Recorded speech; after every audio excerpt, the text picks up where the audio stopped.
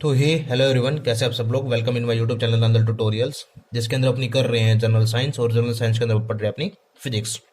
ये हमारी हेल्प करेगी यूपीएससी के exam, CSC, CDS, NDA, CAPF, और इसके साथ साथ जितने भी हमारी यूपीएससी इसके अलावा एग्जाम लेती है।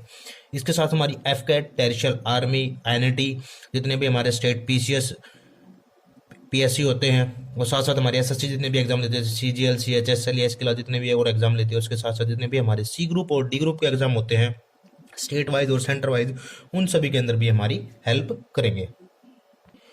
तो जो हमारी लास्ट वीडियो थी उसके अंदर हमने देखा था अपना सैटेलाइट्स और इसके कुछ टाइप्स, और आज हम अपना एक नया टॉपिक करेंगे जिसको हम बोलेंगे simple harmonic motion. Simple harmonic motion, जिसको हिंदी में बोलते हैं सरल आवर्त गति। सरल आवर्त गति। सबसे पहले हम एक टॉपिक देखेंगे, आवर्त गति। हमारी आवर्त गति क्या होती है? रोटेशनल स्पीड हम इसको कह सकते हैं। क्या होती है कि एक कोई भी हमारे पास ऑब्जेक्ट है, ऑब्जेक्ट की स्पीड एक फिक्स पाथ पर बार बार अनुसरण करती है। मीन्स क्या समझाना चाहते हैं यहाँ पे कि हमारे पास कोई एक ऑब्जेक्ट है और उस ऑब्जेक्ट की एक स्पीड है, वो एक फिक्स पाथ पर इन्हें इक्वल इंटरवल या फिक्स इंटरवल बोल सकते हैं, या इक्वल इंटरवल ऑफ टाइम वो मूव कर रही है, वहां पे घूम रही है। रोटेशनल स्पीड क्या कहेंगे? Rotational speed. कि हमारे पास कोई भी एक ऑब्जेक्ट है और उसकी एक स्पीड है, एग्जाम्पल लेते हैं जिसको बोल दो 2 मीटर पर सेकंड है, और उसका एक फिक्स पाथ है जिसके ऊपर वो इक्वल इंटरवल ऑफ टाइम में मूव कर रही है।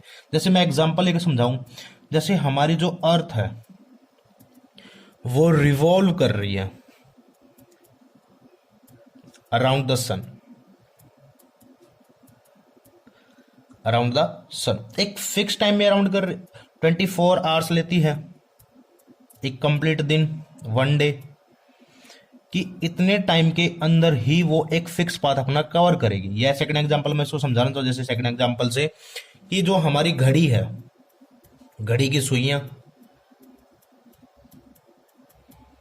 वो अपने 12 आवर्स कंप्लीट करती हैं या 24 आवर्स कंप्लीट करती हैं, एक फिक्स इंटरवल में कंप्लीट करेंगे, एक फिक्स इंटरवल में, जिसकी वजह से हमें टाइम पता लगता है।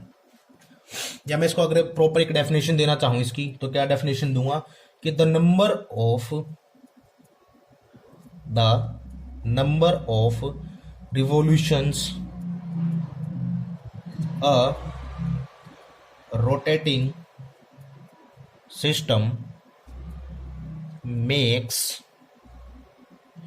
within a defined period of time।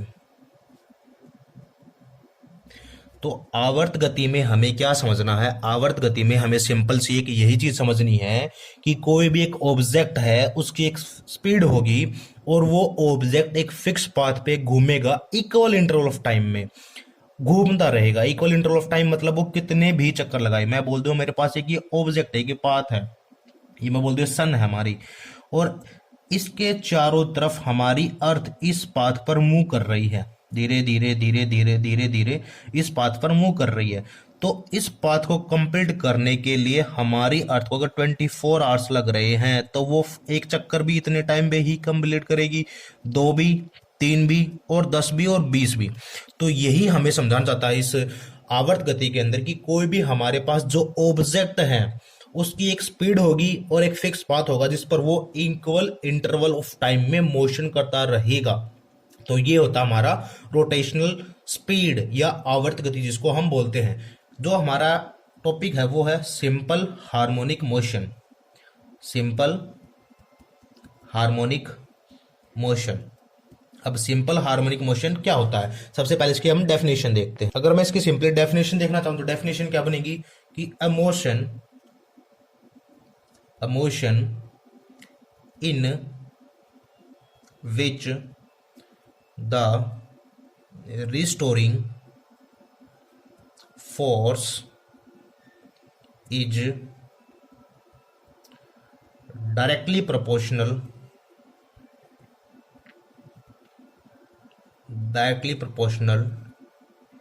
to the displacement of the body from its mean position.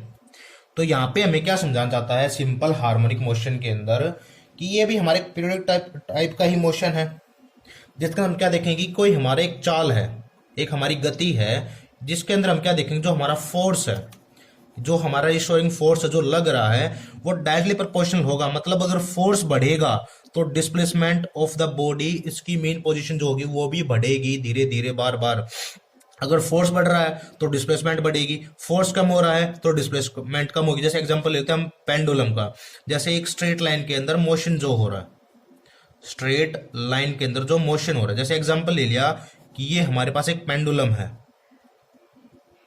जो यहां से यहां तक रोटेट कर रहा है। मैं इसके ऊपर जितना भी फोर्स लगाऊंगा ये उसके हिसाब से ही मोशन करेगा।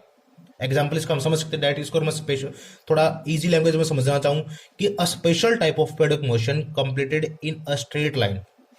इसको कैसे समझ सकते हैं अगर थोड़ा इजी इसको समझना चाहें कि हमारा एक स्पेशल टाइप ऑफ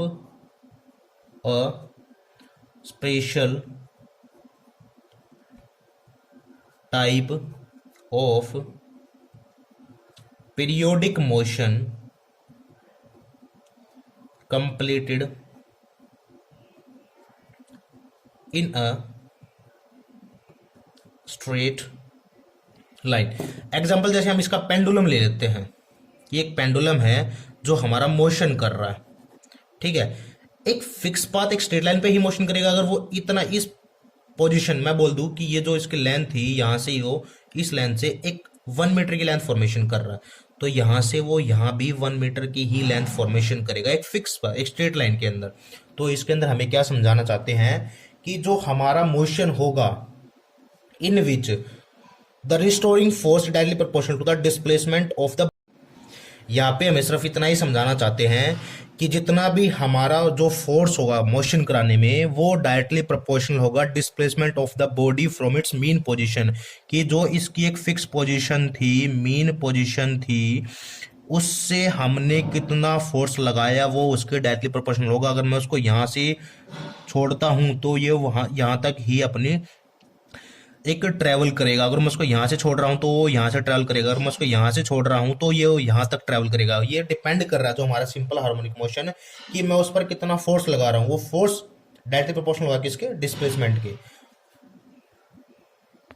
अगर मैं नॉर्मल टॉपिक देखना चाहूंगा, अगर मैं पढ़ूँ पेंडुलम के बारे में थोड़ा, हाँ पेंडुलम सबने देखा होगा, जिसको हिंदी में बोलते लोलक।